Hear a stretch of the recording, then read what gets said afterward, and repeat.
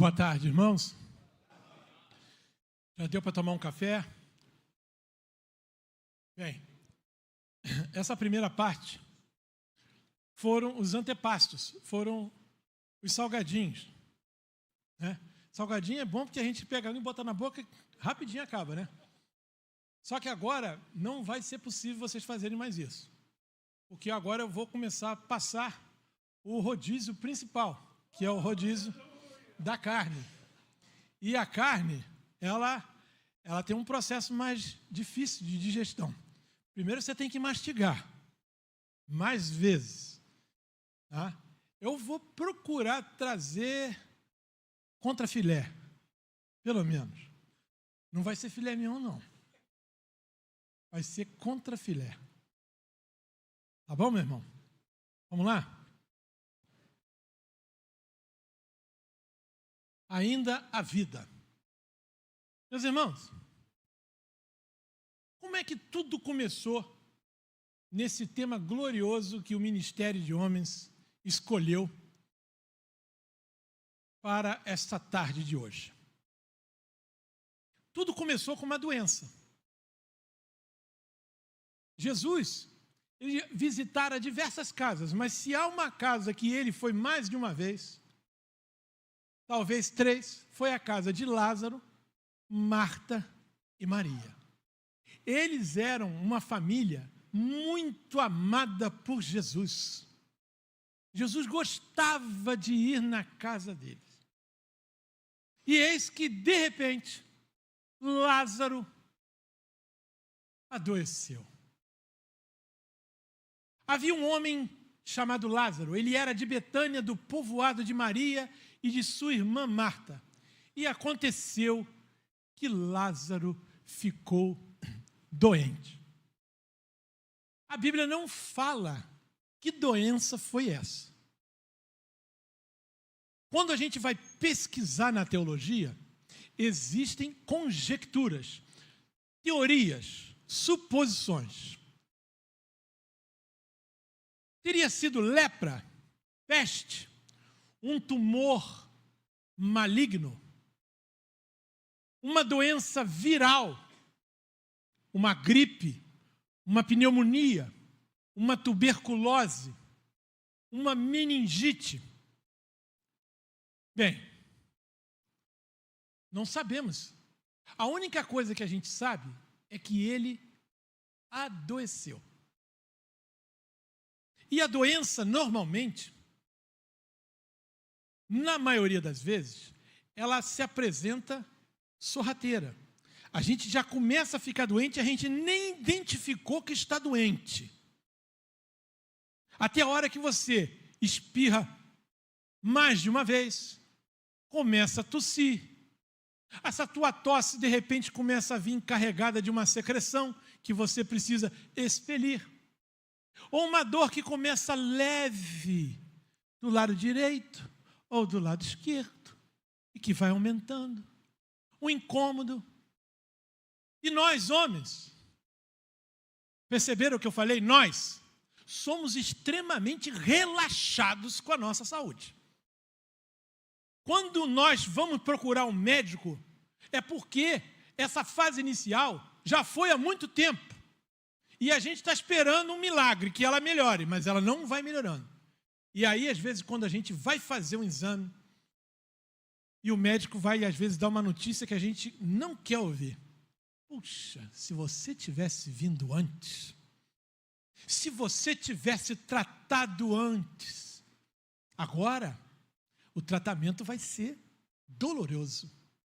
Agora você vai ter que fazer uma cirurgia, você vai ter que fazer uma quimioterapia, você vai ter que retirar esse órgão. E aí a coisa complica. Mas, ao mesmo tempo que Lázaro ficou doente, Maria e Marta resolveram chamar Jesus. Não é o que a gente faz? Quando a gente começa a sentir que está ficando difícil, a gente chama quem? Senhor, tenha misericórdia de mim, que dor é essa, Senhor? Essa tosse, esse mal-estar, essa falta de ar, esse cansaço. Senhor, me ajuda, Senhor. Então as irmãs de Lázaro mandaram dizer a Jesus: Senhor, aquele a quem amas está doente.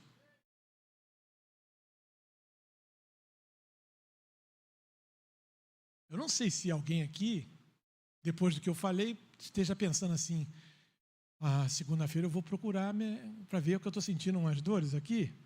Depois que esse Eduardo falou aí, esse boca aí, sei lá que boca é essa aí, que vai que esse negócio está ruim mesmo, eu vou logo correr atrás desse negócio aí. Entendeu? Meu irmão, não se preocupa não. Se você tiver com alguma doença física, o Senhor, aquele que te ama, está pronto para agir. Porque agindo Deus, quem impedirá? E aí, Jesus diz para a doença de Lázaro, glorificaria a Deus. Jesus disse: essa doença não acabará em morte, é para a glória de Deus. Mas quando Jesus chega, porque ele estava distante, e ele era Deus, ele sabia. Havia um propósito ali naquela doença, naquela morte, que os irmãos sabem. Ao chegar, Jesus verificou que Lázaro já estava no sepulcro havia 4 dias. E Jesus, dando vazão à sua humanidade, porque ele era homem e era Deus, ele amava tanto a Lázaro, que mesmo sabendo o que estava prestes a acontecer, que ele mesmo faria, o fato dele ver aquele homem morto doeu no coração de Jesus, porque ele amava Lázaro. E aí Jesus vai até o sepulcro, profundamente comovido. Era uma gruta com uma pedra colocada na entrada. E Jesus manda que tirem a pedra. Tirem a pedra, disse ele. E Marta retruca: Senhor, ele já cheira mal, pois já faz 4 dias. E aí acontece o grande milagre em Betânia. Jesus ressuscita Lázaro. Então tiraram a pedra. Jesus bradou em alta voz: Lázaro, vem para fora. O morto saiu. Disse-lhe Jesus: tirem as faixas dele e deixem-no ir. Glória a Deus. Meus irmãos, assim como Lázaro, e assim como nós hoje que adquirimos doenças físicas, lá no início não era assim. Porque Deus nos criou saudáveis.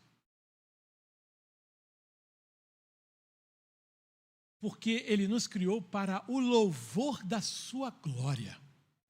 Essa é a finalidade pela qual você, homem, ouça o que eu estou dizendo em alto e bom som. Deus criou você para o louvor da sua glória, para glorificar a Deus. Esse é o plano de Deus. Vamos lá. Deus criou o homem. Atentem, na ordem hierárquica da pessoa maior da Trindade, Pai, Filho e Espírito Santo. Deus convocou um consenso entre Ele, Deus, o Filho e o Espírito Santo, e usou o verbo na segunda pessoa do plural. Façamos o homem, a nossa imagem, a nossa semelhança. Meus irmãos, todos sabemos, Deus é Espírito. Mas presta atenção nessa verdade teológica que eu quero compartilhar com você. Apesar de ser Espírito, a imagem divina de Deus é masculina. Não é a mãe, é o Pai. Jesus Cristo é a revelação masculina desse Deus, porque ele não é a filha, ele é o Filho. E quando Cristo subiu, deixou para nós o Espírito Santo e não santa, porque ele é santo, ele é intercessor, ele é conselheiro, ele é consolador. Por isso que ele nos criou homem.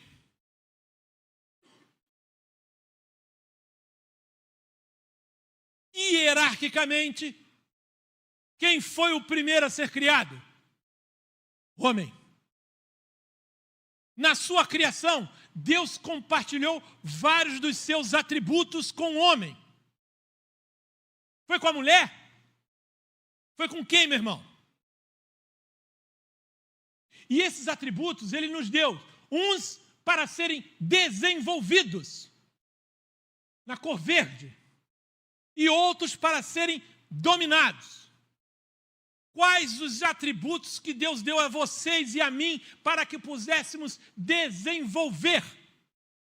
Amor, alegria, compaixão, bondade, benignidade, longanimidade, sabedoria, santidade, justiça, ética, moralidade, integridade.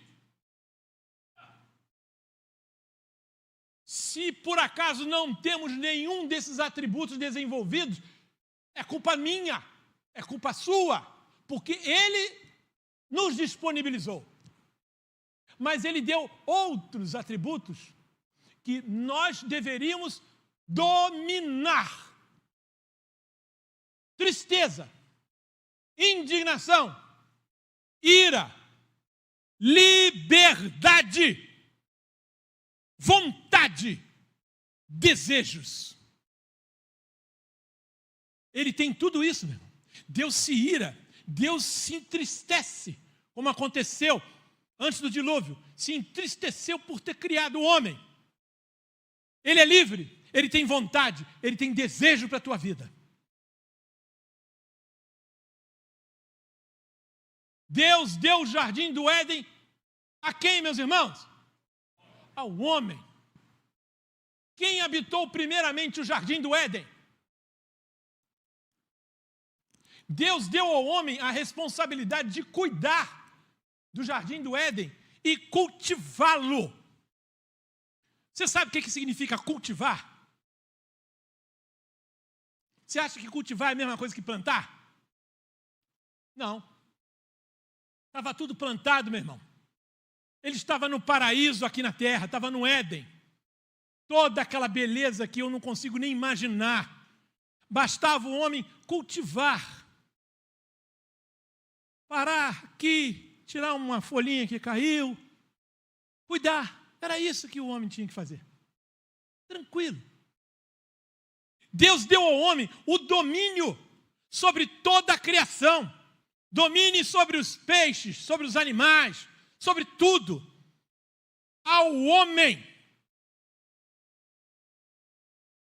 Deus determinou ao homem a responsabilidade e o privilégio de dar nome aos animais que ele criara. Aí, homem, está aí. Você domina sobre os animais, escolha o nome.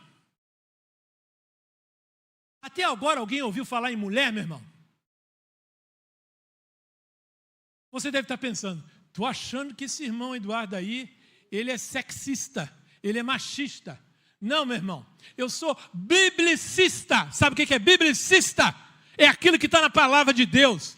Não importa o que estão falando, ontem, hoje e amanhã. O que importa é a palavra que, como a relva, não murcha e permanece para sempre.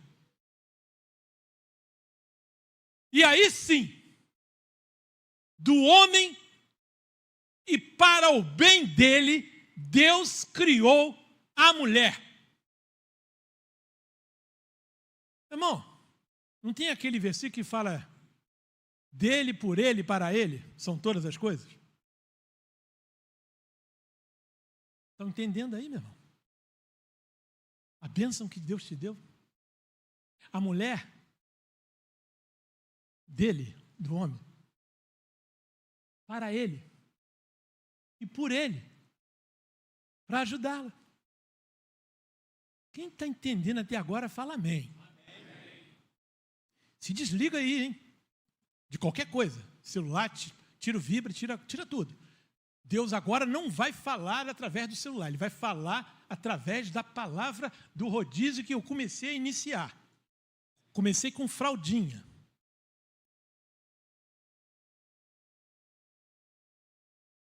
O homem foi criado com 2 cromossomas. Um X, que é o cromossoma feminino, e o outro Y, o cromossoma masculino. E antes que alguma mula pense, não estou falando dos irmãos, estou falando daqueles que, está vendo aí? O homem tem um lado feminino. Não, mulinha. É porque para ele reprocriar, senão ele só ia ter filho homem ou filha mulher. Então, para ter filha mulher, quem tem filha mulher aqui? É porque você tem um cromossoma feminino. Amém? Deus manipulou os cromossomas X e Y da célula tronco estaminal que é abundante na costela do homem. Deus poderia ter tirado do calcânio. Aí, de quebra, hein? Aula de biologia, para quem esqueceu o nome dos ossos. O osso do calcanhar é calcânio. Não, ele tirou da costela, porque na costela está a maior concentração das células estaminais, ricas nos cromossomas. E aquilo que o homem só foi aprender no século XIX para o XX, que é a manipulação, que é a célula-tronco, Deus fez no Éden, meu irmão. Porque Ele é Deus. Ele duplicou o X da célula do homem e eliminou o Y. E aí Ele criou a mulher com 2 cromossomas XX. Deu para entender ou não? O homem tem aqui, X e Y. Ele pegou uma célula, tirou o Y e acrescentou um X e formou a mulher da costela do homem. A primeira cirurgia de célula-tronco realizada neste planeta foi feita no Éden, há mais de 6.000 anos atrás. De quebra ainda colocou o pitangui no chinelo, porque ele colocou carne no lugar da costela e não ficou cicatriz nenhuma. O primeiro cirurgião plástico foi Deus. Deus estabeleceu desde o princípio o homem como líder, o administrador, o cabeça, o responsável. Por quê? Olha o texto. Está escrito lá. A mulher deixará pai e mãe e se unirá ao seu marido? É isso que está escrito, meu irmão? Está escrito, o homem deixará pai e mãe e se unirá à sua mulher. O homem. A mulher foi criada para auxiliar o homem nas suas responsabilidades, para corresponder-se com ele fisicamente. O prazer do ato sexual e a procriação do ato sexual. Também para se relacionar com ele emocionalmente e espiritualmente. Por isso Deus diz, falei para ele alguém que o auxilie e lhe corresponda, e eles se tornarão uma só carne.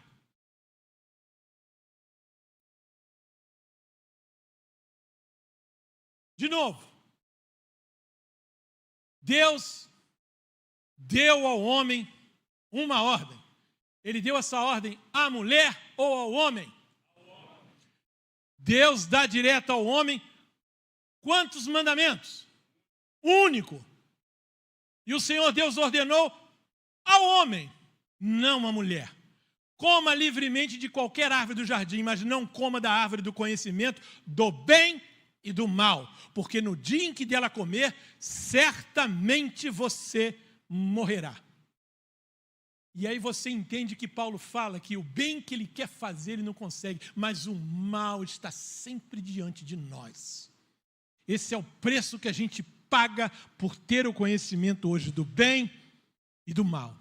E como nós não temos domínio próprio, na maioria das vezes a gente opta pelo mal. Criou Deus o homem, a sua imagem, a imagem de Deus o criou. Homem e mulher os criou. Deus os abençoou. E Deus viu que tudo que havia feito ficou muito bom. Deus acabou de criar um homem saudável, um homem sem doença, porque ele era muito bom no sentido de criatura. Mas iniciou-se ali a origem da doença. A doença espiritual que trouxe a doença física para Lázaro, que traz a doença física para nós. Ela começou com uma doença espiritual. Uma ordem. Um destino. Parece nome de filme. De cowboy ainda. Uma ordem. Um destino. Não coma. Ou você morrerá. O homem adoeceu quando não exerceu a sua liderança ordenada por Deus e permitiu passivamente que a sua mulher fosse convencida pela serpente de comer o fruto que Deus lhe proibira diretamente. Homem, não coma. Você acha que ele estava onde? Tinha saído para calibrar os pneus do carro? Estava sentado no sofá assistindo uma série da Netflix? Não. Adão estava ali, do lado da esposa, assistiu passivamente a tudo que a serpente falou para a mulher. Ouviu, foi convencido daquilo que a serpente falou para ele. Nós vamos ver a seguir. O homem adoeceu quando concordou com o argumento da serpente de que se comesse, se tornaria como Deus. Estava ali. Lembra do atributo que precisava ser dominado? O desejo.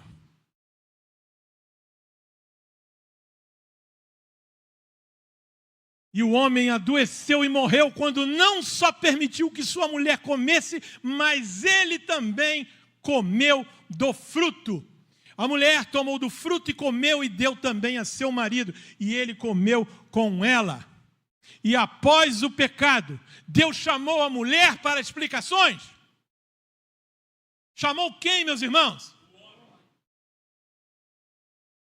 Deus chamou o homem. Onde está você?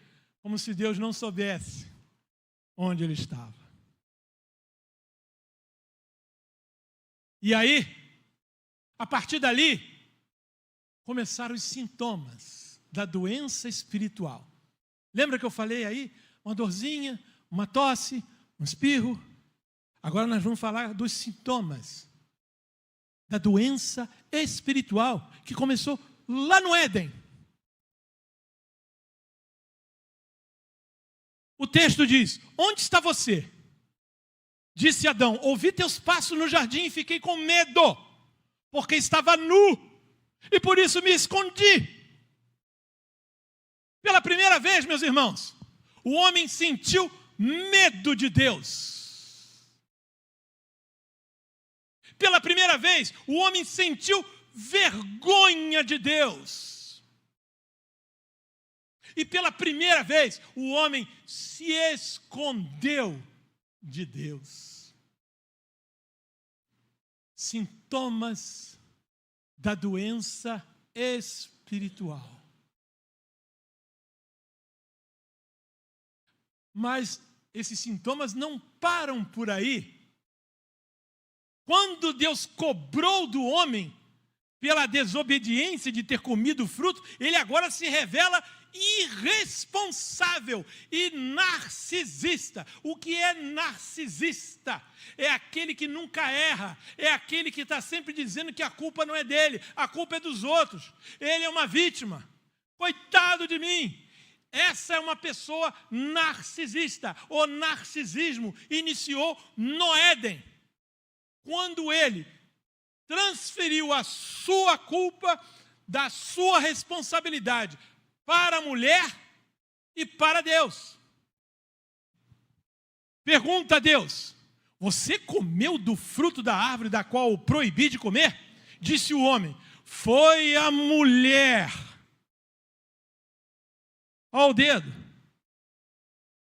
Que tu me deste. Eu não tive culpa.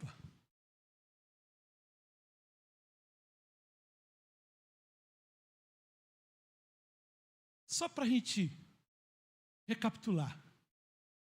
Quem saiu de quem? A mulher saiu do homem ou o homem saiu da mulher? Saiu do homem. Logo em seguida, ela não saiu do homem? Ele se escondeu, Eva estava escondida, estava com medo. É ser humano, igual Adão. E quando Deus virou para a mulher e falou assim: por que você comeu? Ela sumiu? A serpente me enganou. Fechou o ciclo do narcisismo humano. Mas, meus irmãos, vocês sabem, tudo na vida, tudo, não é grande coisa, nem grande parte, nem pouca coisa, é tudo. Tudo tem consequências na nossa vida. As nossas ações vão sempre nos trazer consequências. Dependendo da sua ação, pode ser uma consequência boa, mais ou menos, muito boa, péssima, desastrosa. O homem, a partir dali, morreu. Saiu da doença espiritual para a morte espiritual. Deus determinou ao homem a obrigação agora do sustento da família, com muitas dificuldades, já que a partir de agora a terra foi amaldiçoada por causa do homem, por causa da sua desobediência. E aí Deus fala para ele que ele vai ter que sustentar a família. E ele agora não vai ter mais que cultivar, ele agora tem que plantar. Plantar numa terra cheia de cardos e espinhos, amaldiçoada. Por isso o suor vai cair sobre o seu trabalho. E para completar, foi expulso de um lugar maravilhoso, um lugar perfeito. O paraíso que Deus criou aqui na terra. E Deus rompeu a comunicação e o relacionamento com ele.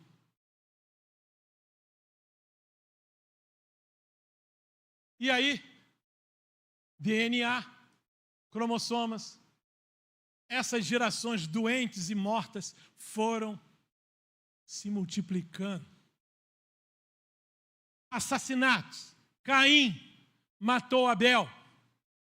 Seu neto, Lameque, duplo homicídio, matou um homem e um menino. Surgiu a poligamia, porque Deus disse: se unirá a sua mulher e não as suas mulheres.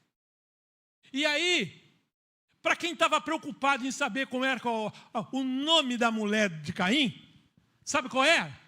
Não interessa. Não vai agregar nada para você. Agora, saber que essas mulheres, que foram as únicas mulheres citadas no Gênesis depois de Eva, chamada Ada e Zilá, foram as duas mulheres, as primeiras que aceitaram viver com um homem só. A poligamia. É por isso que o nome dela está lá, meu irmão. Deus só coloca aqui, no rodízio, aquilo que é importante. Ele não coloca nada que não seja importante.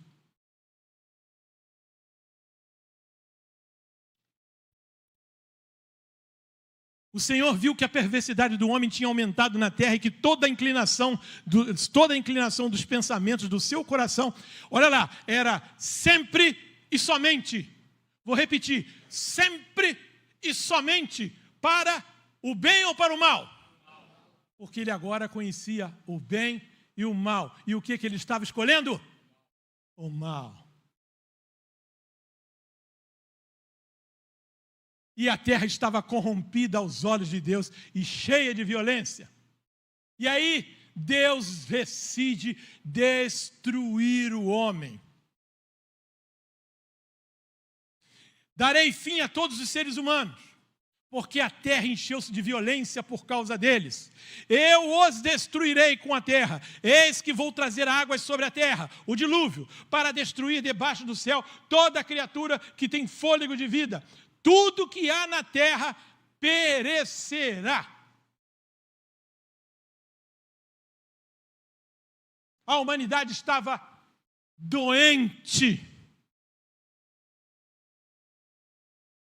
Mas havia um homem que não havia sido contaminado com esta doença. O nome dele era Noé. A Noé, porém, o Senhor mostrou graça, benevolência, benignidade, bondade. Por quê? Porque ele era justo e íntegro. Estabelecerei com você a minha aliança, e você entrará na arca com seus filhos, sua mulher e as mulheres de seus filhos.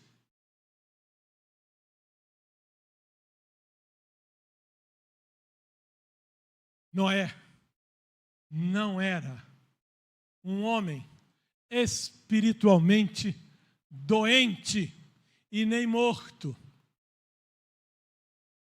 Mesmo vivendo numa geração de homens doentes, Noé não foi contaminado pela doença espiritual. Olha lá no texto. O Senhor viu que a perversidade do homem tinha aumentado na terra e que toda a inclinação dos homens era sempre somente para o mal. Noé, porém, era um homem justo e íntegro entre o povo da sua época. Abrindo um parênteses, Jacques Rousseau, que não é o navegador, no século 17 para o 18, filósofo, estampou uma grande mentira, porque, aliás, o pai da mentira é Satanás, e os seus discípulos são aqueles que propagam mentiras.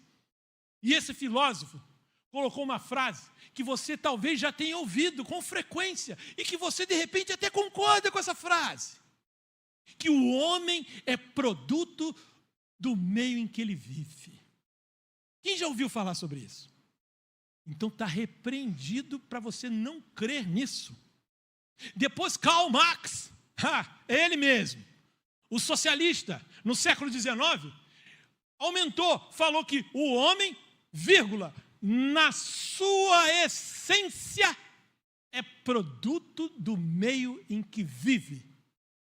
Meu irmão, eu não sou produto do meio em que vivo. A minha essência está em Deus, está no Criador. A essência de vocês não está no meio que você viveu, nem no meio que você vive. A sua essência é a essência que Deus transmitiu para você, a imagem do Criador. Amém? E tinha um detalhe. No meio daquela geração, com quem Noé andava, meus irmãos? Ele andava com Deus.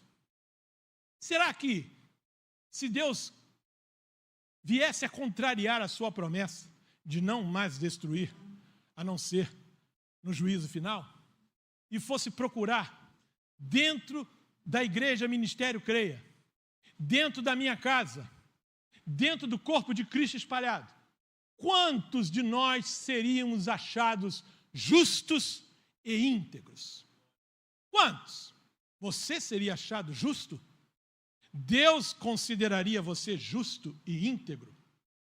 A primeira vez que essa palavra foi citada no Antigo Testamento foi aí. Justiça, integridade, lealdade. E com quem nós temos andado? Nós temos sido influenciados pelo meio em que nós vivemos ou temos sido influência onde vivemos. Deus envia o dilúvio e só Noé e sua família se salvam.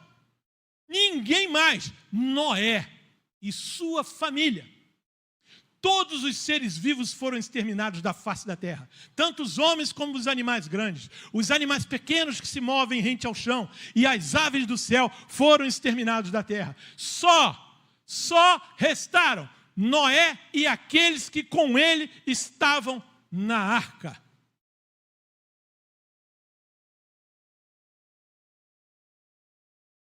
Graças a Noé, um homem justo, um homem íntegro, que não fora contaminado pela doença espiritual, graças a ele, ainda havia vida.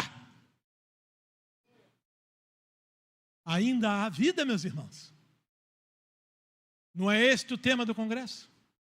Graças a Noé, naquele tempo, ainda havia vida.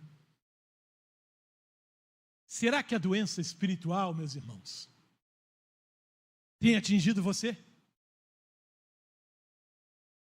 Ela chega devagar, é quase que imperceptível. E no rodízio agora da palavra de Deus, eu vou começar a mostrar para você identificar o que está ali e cada um pegar aquela parte que lhe cabe desse rodízio.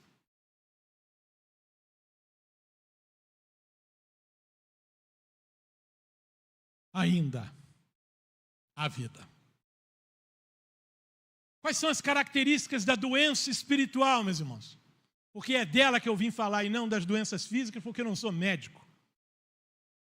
A princípio, ela é assintomática e imperceptível, como o pecado.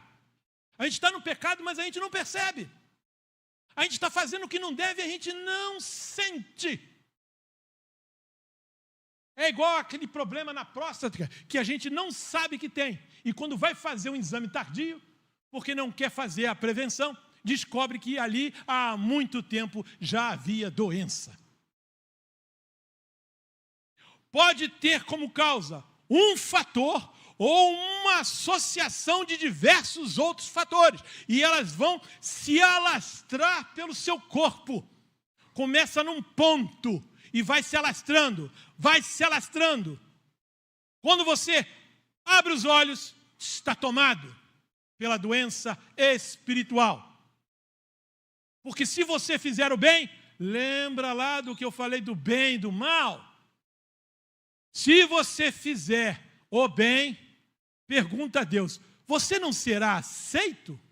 Mas se não o fizer, saiba que o pecado o ameaça à porta. Porque quem sabe que deve fazer o bem e não faz, comete pecado. Uma outra característica da doença, silenciosa, penetra e se instala primeiro no coração. Se você foi fazer um check-up recente e levou nota 10 do teu cardiologista, diga glória a Deus. Mas esse check-up que eu estou falando é um check-up da doença espiritual. É uma cardiopatia espiritual, que ela é silenciosa. Ela penetra no coração. E aí do coração ela vai se espalhar para a mente. E da mente para todo o seu corpo. O homem bom tira coisas boas do bom tesouro que está em seu coração. Onde estiver o teu coração, ali estará o teu tesouro.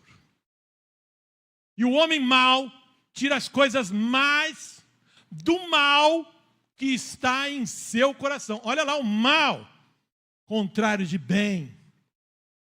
Bem, benignidade, mal, malignidade. Pois do coração saem os maus pensamentos, os homicídios, os adultérios, as imoralidades sexuais, os roubos, os falsos testemunhos e as calúnias. ataca e explora as nossas fraquezas e carências. Tudo que tem de carência vitamínica no nosso corpo físico vai aparecer através da nossa imunidade, que vai ficar baixa. E aí você vai ficar doente fácil. Ela nos contamina com maus desejos e inclinações, mas ela enfraquece nosso relacionamento com Deus, porque cada vez mais, quando você tenta se aproximar de Deus, ainda que Ele queira que você continue, você mesmo retrocede, porque o acusador agora, ele começa a te falar: você esqueceu o que tu fez ontem? E ontem que você estava vendo aquilo na internet, no teu celular, agora tu tem que chegar de um bonzinho, vai lá para a frente da igreja, vai dirigir o culto, e eu começo só a retroceder, porque a doença espiritual começa a impactar a minha vida espiritual. Cada um, porém, meus irmãos, é tentado pelo seu mau desejo, e quando você é tentado por ele, arrastado e seduzido, você vai dar à luz do pecado, e o pecado, após ser consumado, vai gerar a morte. A doença espiritual se instala em nós, combate, ela resiste e confronta as verdades da palavra de Deus. Você agora está sendo confrontado pelas verdades da palavra de Deus. Mas a doença espiritual vai tentar tirar a tua atenção. Vai tentar dizer que já está chegando a hora de eu parar de falar. Que você tem um compromisso.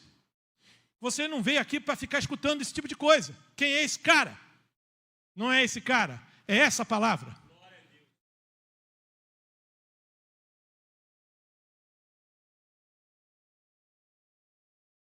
Porque chegará. E já chegou.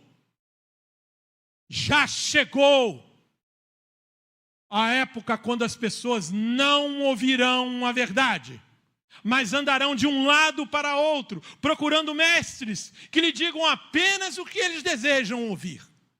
Querem mudar a Bíblia, querem dar interpretações diferentes àquilo que não é interpretável, é lógico.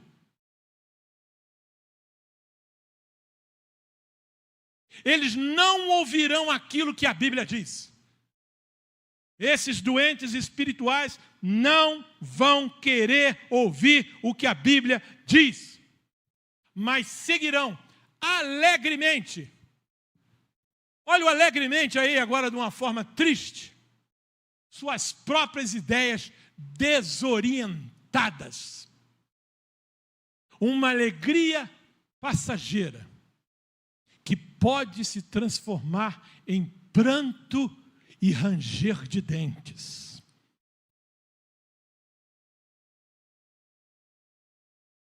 Você lembra da Covid? Sim ou não? Lembra da palavra grupo de risco? Sim ou não? Sim. Durante a Covid, eu fazia parte do grupo de risco. Eu tinha 62 anos. Eu pesava 143 quilos. Obesidade quase mórbida. Eu me enquadrava dentro das comorbidades que me colocavam, além da idade acima de 60 anos, dentro de um grupo de risco. Todo mundo lembra do grupo de risco? E a doença espiritual? Onde vocês se enquadram? Onde eu me enquadro? Quem é o grupo de risco? Todos. Todos nós estamos sujeitos à doença espiritual, mas estamos sujeitos. Noé estava sujeito a uma doença espiritual da perversidade, da maldade, da corrupção, da sua geração, da sua época, mas ele resistiu. Submetam-se a Deus, resistam ao diabo e ele fugirá de vocês, porque a nossa natureza humana quer é contra o que o espírito quer. Por isso que o espírito adoece. A doença espiritual é o entristecimento do espírito.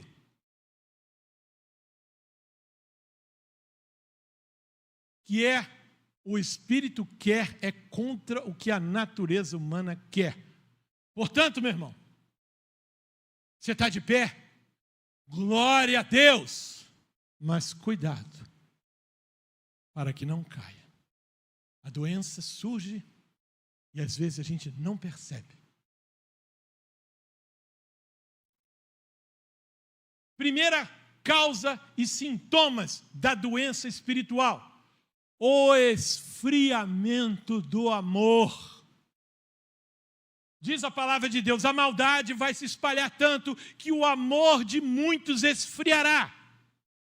Diz ele para a igreja de Éfeso: porém, tem uma coisa contra vocês, é que agora vocês não me amam quando me amavam no princípio. Quando você se converteu a Deus, você passou a amar a Deus sobre todas as coisas. Vai passando o tempo, sem que a gente perceba, esse amor vai esfriando. Se você não alimentar esse amor, ele esfria.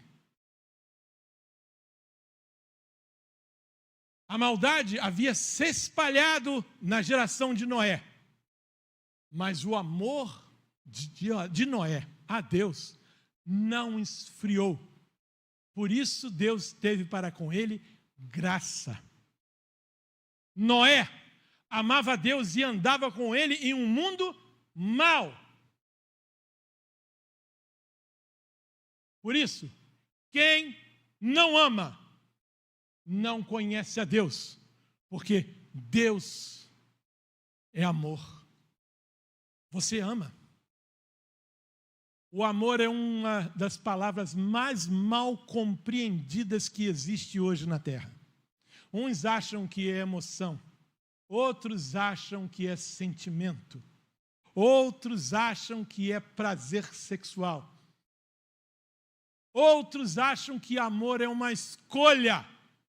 Amor não é nada disso. Amor é um mandamento. Amarás o Senhor teu Deus sobre todas as coisas. Seu amor está doente? Vamos fazer um check-up? Se tiver doente, não se preocupe. Ainda há vida. Porque o amor de Deus dura para sempre. Quando somos infiéis, Ele permanece fiel, porque Ele não pode contradizer-se à sua essência divina. Deus é amor. Por isso, nesse momento, pessoas estão clamando por vocês nesse momento e por nós. Porque se há entre nós alguém doente, ainda que seja numa fase inicial, aquele que nos ama está de braços abertos para nós. Ame ao Senhor, o seu Deus, de todo o teu coração, de toda a tua alma, de todo o entendimento e acima de tudo. Não existe nada abaixo, meu irmão. Acima de tudo, revistam-se do amor. Ele é o elo perfeito. A aliança que Deus fez com Noé é um elo. Ela não pode ser quebrada na sua vida. Esse elo é o amor que você precisa voltar a sentir com toda a tua alma, com todo o teu sentimento. Porque se eu não tiver amor, se você não tiver amor, você pode ter um grande negócio, pode ter muito dinheiro, pode ter bens, pode ser um intelectual, pode ter um conhecimento tremendo. Mas se não tiver amor, nem eu, nem você, nada seremos. E porque Noé, Preste atenção. Porque ele amava Deus e amava a sua esposa, ele construiu uma arca e salvou a sua esposa. Já pensaram nisso? Lá no Éden, Deus falou com quem? Com o homem ou com a mulher? Depois da maldade, Deus falou com a mulher de Noé ou falou com ele? Falou com ele. E ele fez tudo à risca. Ele obedeceu. E como ele construiu uma família temente a Deus, a mulher e os filhos compactuaram com ele, apoiaram ele na construção daquilo que foi a salvação da vida deles. Por isso, ame cada um a sua mulher, assim como Cristo amou a igreja e se entregou por ela. Assim como Cristo amou. Como é que Cristo amou a igreja? Ele se entregou sacrificialmente. É assim que você tem que amar a tua esposa, para purificá-la pelo lavar da água mediante a palavra. O sacerdote que vai ministrar a palavra na tua casa é você, homem, não é a mulher. O sacerdote que vai apresentar a sua esposa como uma igreja gloriosa, sem mancha, nem ruga ou coisa semelhante, mas santa e inculpável, é você, homem. Para isso é preciso que você ame a sua esposa como Cristo amou a igreja. Amém? Porque Noé amava a Deus e amava seus filhos, ele construiu a arca e salvou também os filhos. Os filhos são herança. Não poderiam ter ficado para trás. Foi Deus que deu um tesouro, uma recompensa, uma bênção que Ele dá. Por amor a teu filho, ensina a criança no caminho e não apenas o caminho. Porque se você apontar somente o caminho, ele pode se desviar do caminho. Mas se você der a mão e acompanhar, se você amar, se você cuidar, se você proteger, se você orar pelo seu filho, ele vai encontrar o caminho e não vai se desviar dele. Sabe por quê, meu irmão? Como é estreita a porta, como é apertado o caminho que leva à vida, que leva à salvação, conforme a família de Noé. E são poucos os que a encontram. Jesus falou isso. A gente lê e não percebe a gravidade desse alerta. São poucos os que a encontram. Você diria para mim, mas eu estou ensinando meu filho no caminho. Ele vai ser um grande advogado, vai ser um grande empreendedor, um grande empresário, um grande médico. Nada contra isso, meu irmão. Mas você está ensinando o caminho que um dia vai acabar, que é o caminho terreno.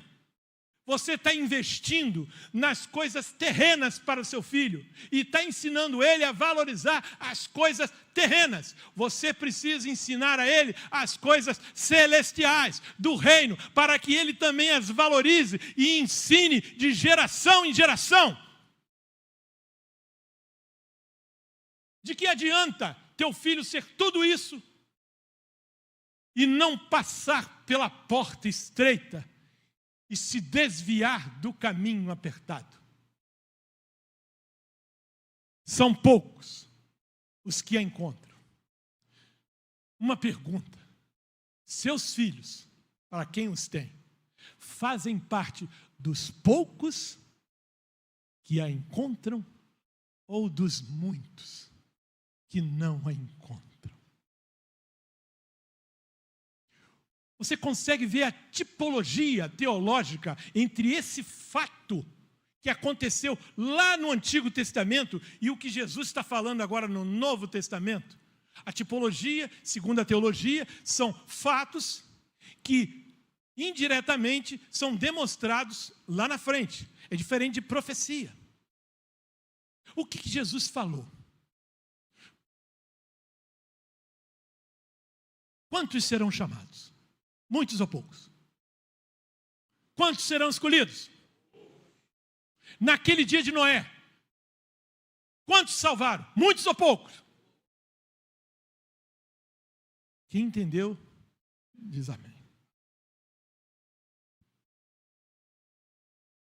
Segunda causa, segundo sintoma, o abandono da fé. Depois que você abandona o amor, você perde a fé naquele que é o Senhor da sua vida. O Espírito de Deus diz claramente que nos últimos tempos, e nós estamos vivendo os últimos tempos, alguns abandonarão a fé. Lembra que eu falei sobre deixar e abandonar? O texto aqui não é deixar, meu irmão, cuidado. É abandonar. É apostatar. Eles darão atenção a espíritos enganadores e a ensinamentos que vêm de demônios. Ideologias do mundo atual. Defesa deliberada do uso de entorpecentes. Defesa do assassinato no útero. Defesa da fornicação, de que o jovem precisa experimentar-se sexualmente com a namorada para que o casamento dele dê certo. São as grandes mentiras que Satanás tem colocado aí. Mas, por falta de fé, muitos de nós temos dado atenção a esses espíritos enganadores e a esses ensinamentos que vêm de demônios. Mas eu pergunto a você, e a sua fé? Também está doente? Quero dizer para você, ainda há vida.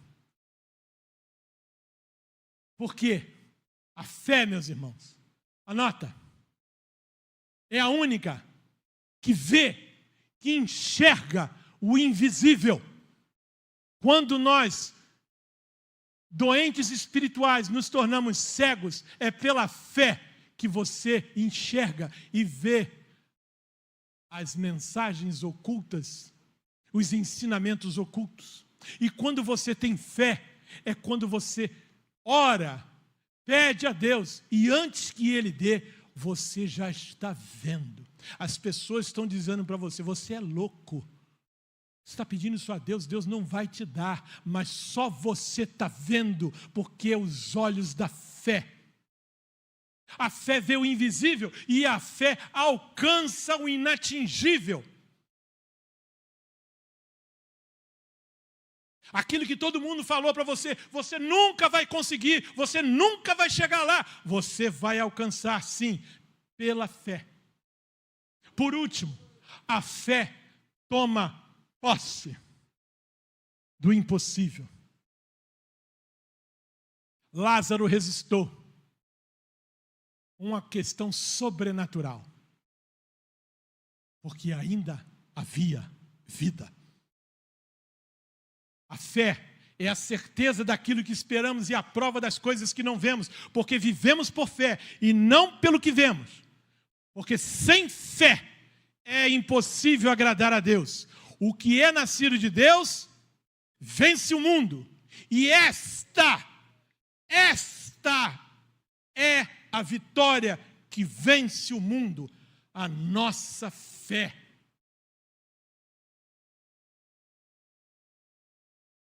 Sua fé está doente. Então lembre-se de Noé, meu irmão.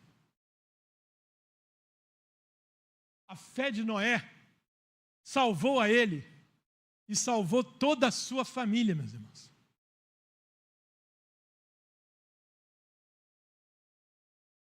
Pela fé, Noé, quando avisado a respeito de coisas que ainda não se viam, vocês ouviram ali? Vou repetir. Pela fé, quando avisado a respeito de coisas que ainda não se viam.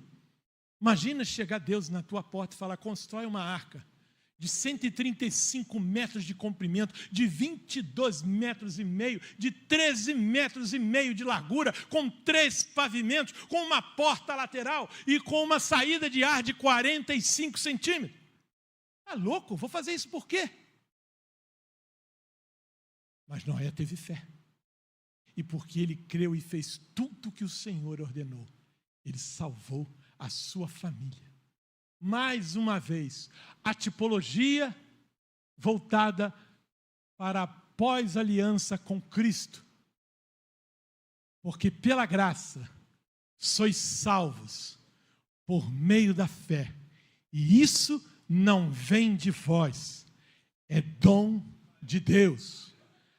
A graça é o dom de Deus, a fé é sua. A graça fez com que Deus ordenasse a Noé, porque ele era justo, íntegro, andava com Deus e obteve graça. E por meio da fé, ele também salvou a sua família. Cabe agora a você salvar-se a si próprio e salvar a sua família. Terceiro, a doença espiritual, causas e sintomas, a desnutrição espiritual, carência da palavra de Deus. O que os irmãos estavam fazendo há 45, uma hora atrás ali? O que vocês estavam fazendo? Tomando só um café? Ninguém comeu nada? Não? Todo mundo? Oh, cadê o Alessandro?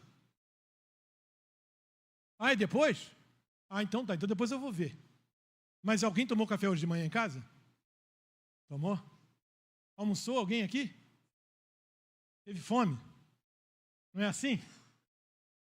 Se a gente não comer, o que acontece com a gente? A gente vai ficando fraco, desnutrido, carência de vitamina. O meu povo, disse o Senhor a Oséias, perece, morre por falta de conhecimento. Disse Jesus, errais por não conheceres as Escrituras, nem o poder de Deus. A Bíblia inteira nos foi dada por inspiração de Deus. Ela é útil para nos ensinar o que é verdadeiro, para nos fazer compreender o que está errado em nossas vidas, para nos endireitar e nos ajudar a fazer o que é correto. Você pode ter diversos livros na sua estante, livros de psicologia, de filosofia, de autoajuda, mas aqui tem ajuda que vem do alto.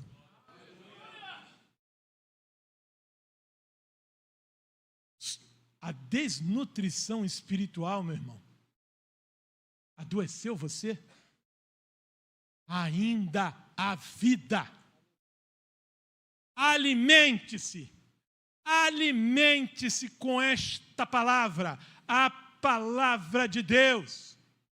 As suas palavras, disse o profeta, são o meu alimento. As palavras de Deus são o nosso alimento. Elas enchem o meu coração de alegria. Esta palavra é lâmpada. Muitas das vezes a gente andou no escuro. Eu estou falando de escuridão lá na roça, onde você não enxerga nada, nem um palmo à frente. O que você precisa? Primeiro saber onde é que você está pisando. Luz para os pés. Luz para clarear o caminho. Primeiro eu identifico. Esse caminho é firme. E agora a palavra de Deus vai iluminar. Ali não. Aqui sim. Esta é a palavra de Deus. Noé obedeceu à risca a palavra de Deus porque o amava. Disse o Senhor, fará uma arca de madeira de cipestre. Porém, Noé fez tudo exatamente como o Senhor lhe havia ordenado. Tudo como o Senhor havia lhe ordenado. Jesus, certa vez no livro de Lucas, falando aos discípulos, disse, vocês, meus discípulos, depois que vocês fizerem tudo o que eu lhes ordenei, ainda assim dirão: somos servos inúteis, não fizemos mais que a nossa obrigação. Aqueles que aceitam os meus mandamentos, disse Jesus, e lhes obedecem, são os que me amam. E porque me amam, serão amados por meu Pai. E eu também os amarei e me revelarei a cada um deles. Nesses dias, onde as renovações espirituais nas igrejas cobram tanto de nós revelações. E, naturalmente, para nós que fomos criados lá no Éden e que antes conversávamos diretamente com Deus, nós sentimos falta dessa intimidade e queremos que Ele se revele a nós. Mas Ele só vai se revelar a você se você obedecer aos seus mandamentos. Quarto e penúltimo, o afastamento de Deus e da igreja de Cristo. Porque quando você não ama mais a Deus, quando a tua fé está fraquejando, quando você cada vez menos se alimenta da palavra de Deus, a comunhão dos santos se torna desnecessária. Hoje o que mais ouve é perguntar: o culto vai ser transmitido online? Você acha que o juízo de Deus vai ser online? Ou vai ser presencial, meu irmão? Ah, estão rindo? Essa é boa, não é? É, muito boa. É simples, a gente vai fazendo as analogias, a gente vai entendendo. Não, mas olha só, eu posso aqui em casa, eu presto meu culto, eu não preciso ir lá estar com os irmãos. Não precisa. Sabe por que você não precisa? Que você se afastou da palavra de Deus. E aí você não vê que é preciso buscar o Senhor enquanto é possível achá-la. Clame a Ele enquanto Ele está perto. Porque se o que vocês ouviram desde o princípio permanecer em vocês, vocês também permanecerão no Filho e no Pai. Por isso, é preciso que prestemos maior atenção ao que temos ouvido, para que jamais nos desviemos.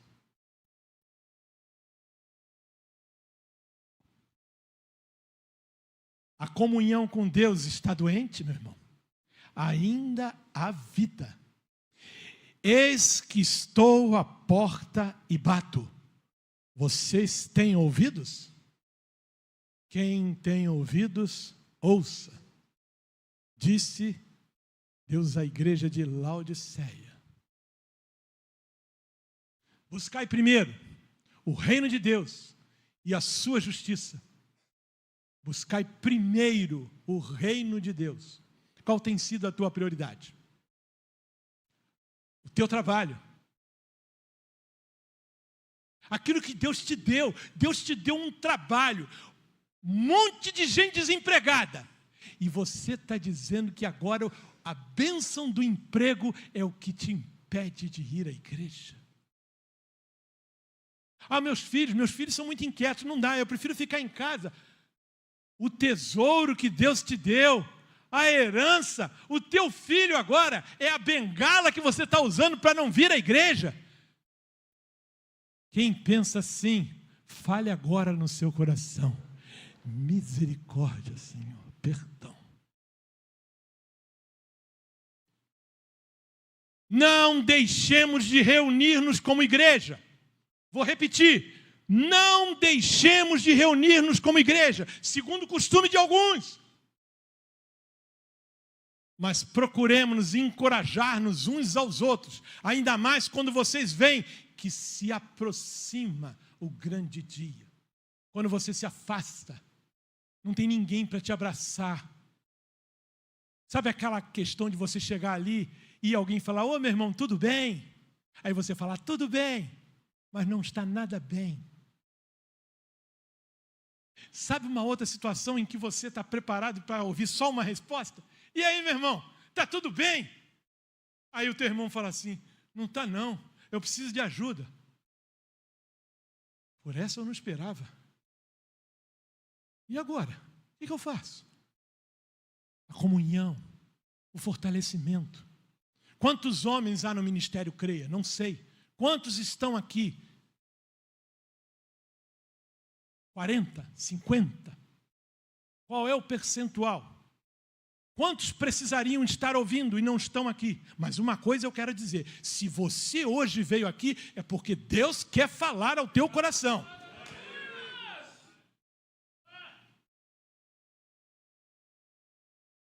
Por último, da doença espiritual, uma vida mergulhada e escravizada pelos pecados.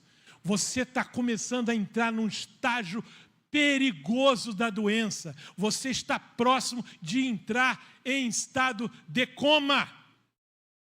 Porque você está mergulhado, você está pecando adoidado, pecando sexualmente, envolvido com outras pessoas, envolvido com crimes financeiros, com deslizes, com desvios. Mas a gente não sabe, porque o único que conhece o teu coração é Deus. Só Ele conhece. E você sabe que Ele conhece o teu coração.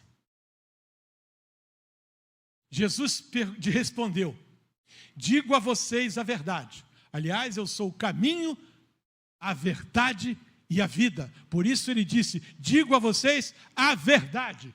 Todo aquele que vive pecando é escravo do pecado.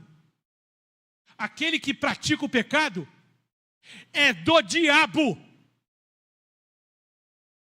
Quantos que a gente conversa e diz que diabo foi inventado pela igreja para amedrontar os crentes? A esse eu também digo, fale no seu coração, misericórdia, Senhor. Porque o diabo vem pecando desde o princípio. A escravidão dos pecados o adoeceu? Você está pecando tanto, você já nem percebe, você está amortizado, você está anestesiado, você está pecando e você nem percebe. As pessoas, caramba, olha ali o que está acontecendo, mas você mesmo não consegue. Está cauterizado, teu coração está cauterizado. Ainda há vida, meu irmão, porque Jesus veio para lhe dar vida e dá-la em abundância. Porque onde aumentou o pecado, transbordou a graça, a fim de que assim como o pecado reinou na morte, também a graça reine pela justiça, para conceder vida eterna, mediante Jesus Cristo, nosso Senhor. E se confessarmos os nossos pecados, Ele é fiel e justo para nos perdoar os pecados e nos purificar de toda a injustiça.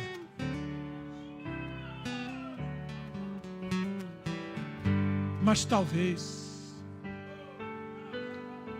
você diga hoje, Eduardo, podia ter ocorrido esta palestra mês passado, há 3 meses atrás. Agora é tarde. Não tem mais jeito. Eu estou morto. Eu morri espiritualmente. Eu sinto muito. Meus irmãos, a morte espiritual, o salário do pecado é a morte. A doença não tratada vai gerar morte. Se continuarmos a pecar deliberadamente, depois de recebermos o conhecimento da verdade, já não resta mais sacrifício. Jesus não vai morrer mais uma vez por você. Ele já o fez. Agora você precisa tomar a decisão. A maior decisão Ele já fez. Morreu por você. Tomou sobre Ele as suas enfermidades, os seus pecados. Já não resta mais sacrifício, mas somente uma terrível expectativa. A única expectativa expectativa para quem está morto espiritualmente é o juízo do fogo interno que consumirá os inimigos de Deus. E um morto espiritual é inimigo de Deus. Há quanto tempo você está morto, meu irmão? E não percebeu? Adoeceu, mas não fez o que deveria fazer. E agora se sente morto. Ao chegar, Jesus verificou que Lázaro já estava no sepulcro havia 4 dias. Pergunto para você: Jesus está chorando hoje por você? Assim como chorou por Lázaro, porque amava Lázaro. Jesus te ama. E hoje Ele está chorando porque você está doente. Ele está chorando porque você está morto. Você não vê isso? Mas creia. Afinal, o próprio nome do ministério é Creia. Não é o nome da igreja? Da igreja de Cristo? Ministério Creia. Creia, ainda há vida. Jesus está declarando agora: a sua doença não vai acabar em morte. Essa doença não vai acabar a morte. Ela é para a glória de Deus. Porque toda vida transformada é um palco de milagres que o mundo vai ver. Que eu me transformei. Eu não sou mais como era antes. Eu não faço as mesmas coisas que fazia antes. Eu não falo as mesmas coisas que falava antes. Aconteceu um milagre na minha vida. Ainda a vida, meu irmão. Desperta, desperta, tu que dormes. Levanta-te dentre os mortos e Cristo resplandecerá sobre ti. Tirem a pedra. Ainda a vida. Não, ainda a vida. Tirem a pedra. Não interessa se está cheirando mal. Homens, Jesus está mandando hoje que vocês tirem a pedra. Não importa há quanto tempo você já esteja morto espiritualmente. Não importa. Tirem a pedra. Disse ele, disse Marta, irmã do morto: Senhor, ele já cheira mal, pois faz 4 dias. Pode fazer 4 anos. Pode fazer 40 anos. Mas hoje é o dia de você fazer aquilo que Ele não pode fazer por você. É tirar a pedra. Tirar a pedra cabe a você, meu irmão. Jesus poderia ter chegado diante daquele sepulcro. Ele poderia levitar aquela pedra, arrastá-la sobrenaturalmente. Mas Ele não. Ele disse: tirem a pedra. Jesus está dizendo hoje para vocês: tirem a pedra. Ainda a vida. Tirem a pedra que sepultou o seu amor, que faz com que você não seja o sacerdote do seu lar, que você não ame a Deus, que não ame a esposa como Cristo amou a igreja, que não ame os filhos a ponto de se sacrificar por elas, a sua família, salvar a sua família por amor. Tirem a pedra que sepultou a sua fé, para que você possa ver agora o invisível, o inatingível, e tomar posse do impossível, que é a ressurreição da sua vida espiritual. Tirem a pedra que sepultou a sua obediência. Você não segue mais a palavra, porque você já nem mais a conhece. Você esqueceu daquilo que estava escrito.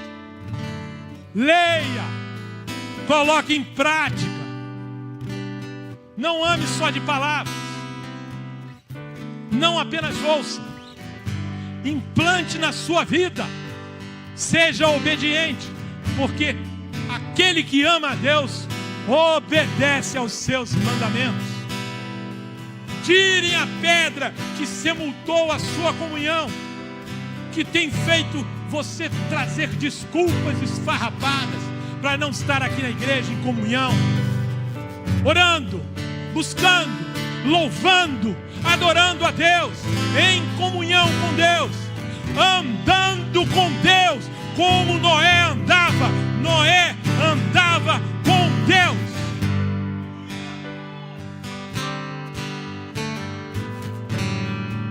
Tirem a pedra que sepultou o teu espírito, porque depois que ele adoeceu, teu espírito morreu. Ressuscite hoje o teu espírito, meu irmão.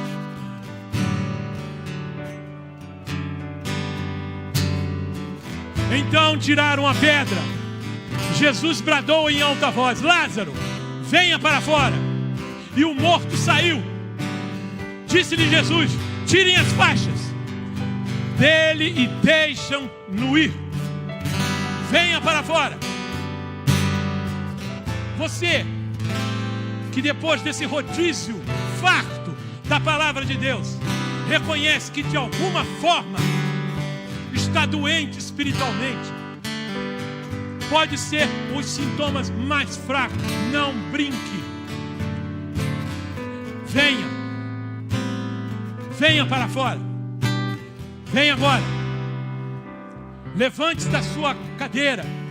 Venha agora fazer um propósito para você amar a sua família, amar os seus filhos, ter fé em Deus, a sua comunhão, a sua obediência aos mandamentos. Você que hoje entendeu que de certa forma você tem um grau de doença espiritual e quer vir aqui ao altar, eu quero orar por você. Eu quero abençoar a sua vida. Eu quero falar para você que hoje é o dia de você tirar a pedra, de vir para cá. Saia, venha para cá. Venha para a comunhão com os santos. Venha se desvencilhar das suas doenças. O Senhor ama você, ama a sua família. Construa a arca que é a sua família, como Deus mandou. O dilúvio vai vir, o juízo vai vir, meus irmãos. Que quando ele chegar, a sua família esteja dentro da arca que você, como sacerdote, construiu. A tua família será salva.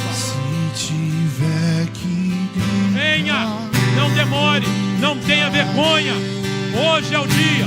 Você não está aqui por acaso. Você foi chamado por Deus para receber a palavra dele, para participar desse banquete que é a palavra dele. Senhor meu Deus, aqui reunidos estamos, Senhor, com os corações abertos, clamando por Ti, clamando pela cura espiritual. Nós estamos aqui dizendo para o Senhor: estamos a partir de agora tirando a pedra. Não queremos que nada impeça o Teu milagre na minha vida, no meu coração, na minha mente, para que eu possa experimentar a perfeita, a boa e a agradável vontade de Deus que Ele tem para a minha vida. Aleluia! É o que eu te peço, meu Deus, no nome santo e glorioso Jesus Cristo. Amém, amém, amém.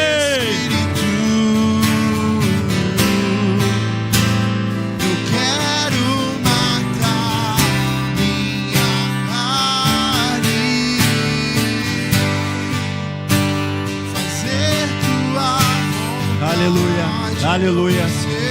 Meu irmão, não tenha pressa de voltar para o seu lugar, não. Se você quiser ficar aqui na frente, fica. Jesus ainda está trabalhando no nosso meio. Você que está aqui na frente, em nome de Jesus, receba a vida do Senhor. Receba a vida em nome de Jesus. Receba a vida, receba a cura. Receba em nome de Jesus Cristo.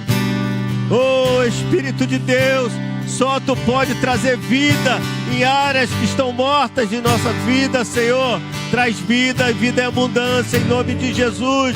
Traz cura, traz transformação, Senhor. Em nome de Jesus, ó Pai, nós cremos no Teu agir. Pela fé nós cremos, Senhor, que o Senhor está trabalhando nessa hora a favor do Teu povo, da Tua igreja, Senhor. Em nome de Jesus, a favor dos homens que o Senhor trouxe aqui na frente, Senhor. Foi o Senhor que convenceu, a Tua palavra entrou nos seus corações e eles estão aqui na frente, Pai amado, com o coração contrito, Senhor, pedindo a Ti, ó Pai. Muda a sorte, Senhor. Muda a sorte de cada um, Senhor. Muda suas vidas, Senhor. Em nome de Jesus, Pai. Que eles não venham ser mais o mesmo. Senhor, em nome de Jesus. Que o Senhor venha trazer vida em áreas que estão mortas, Senhor. Traz vida espiritual, Senhor. Traz mudança de atitude, Senhor. Que a partir de hoje eles não venham ser mais o mesmo, Senhor, mas venham ser homens segundo o Teu coração, ó Pai. Em nome de Jesus, Senhor, nós profetizamos no meio desse vale de ossos secos, vida, vida do Senhor, vida em abundância, vida transformada. Oh, Espírito de Deus, traz vida em nome de Jesus Cristo, Pai. Liberta nessa noite, cura, transforma, Senhor. Restaura ministérios em nome de Jesus Cristo. Só Tu pode fazer essas obras, Senhor. Nós profetizamos, não sairemos daqui da mesma maneira, mas transformados pelo poder da Tua palavra. Ah, Senhor, vai trabalhando, Senhor, vai mudando sorte, vai mudando a história, em nome de Jesus Cristo, ó Pai. Vai trabalhando, Espírito Santo, vai na nossa casa, vai na nossa família, vai nos nossos filhos, Senhor, em nome de Jesus Cristo, ó Pai. Que a nossa vida não venha a ser mais a mesma a partir de hoje, que o Senhor venha transformar todas as áreas que estão mortas em nossas vidas, trazendo cura, trazendo transformação, libertação, Senhor. Só Tu pode fazer essas obras, Senhor, em nome de Jesus Cristo. Recebe o milagre, recebe o milagre, recebe o milagre em nome de Jesus. Recebe o milagre, recebe cura, recebe vida do Senhor, em nome de Jesus. Recebe vida, recebe vida, recebe vida, recebe vida. Restaura, Senhor, restaura ministério nessa noite. Vai libertamente, libertamente, Senhor, libertamente de toda a escravidão, Senhor, em nome de Jesus Cristo, ó Pai. Eu oro para que as cadeias caiam por terra, em nome de Jesus Cristo, ó Pai. Restaura esses homens, Senhor, para a glória do Teu nome, Senhor. Abençoa os Teus filhos, Senhor, em nome de Jesus Cristo, ó Pai. Que haja renovo espiritual, que haja restauração de ministérios, que haja renovo na sua família, na sua casa, na sua vida. Que o Senhor venha falar contigo no profundo e no escondido. Que a partir de hoje Tu serás marcado pela presença do Senhor. Tu não serás mais o mesmo. Senhor, renova, Senhor, renova em nome de Jesus Cristo, Senhor. Que ele saia daqui com essa palavra que é viva e eficaz, mais penetrante que espada de dois gumes. É a Tua palavra, Senhor. É a Tua palavra que traz vida, Senhor, traz vida em nome de Jesus, ó Pai. Muda a sorte do Teu povo, Senhor, em nome de Jesus, Pai. Só Tu pode fazer essas obras maravilhosas, Senhor, porque o Senhor ama os Seus filhos, Senhor. O Senhor ama o Seu povo, Deus. E o Senhor nos reúne nessa noite, Senhor, para trazer vida em nossas vidas, Senhor. E a Sua vida transforma todas as áreas que estão mortas. Oh Deus, muito obrigado por essa tarde. Muito obrigado por estar na Tua presença, Deus. Muito obrigado, Senhor, porque, Pai amado, o Senhor perdoa os nossos pecados. O Senhor limpa nossas vestes. O Senhor renova a nossa fé. O Senhor, Pai, limpa nossos corações. O Senhor nos traz metanoia. O Senhor nos dá mudança de vida. E que a partir de hoje, essa aliança que vocês fizeram com o Senhor venha florescer, venha dar fruto digno de arrependimento, para a glória do Deus vivo. Assim nós te adoramos, te agradecemos. Aplauda ao Senhor, querido, em nome de Jesus.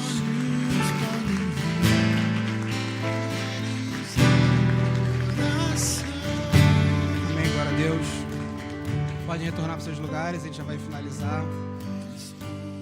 Que você possa continuar ruminando sobre essa palavra, uma palavra tão abençoadora.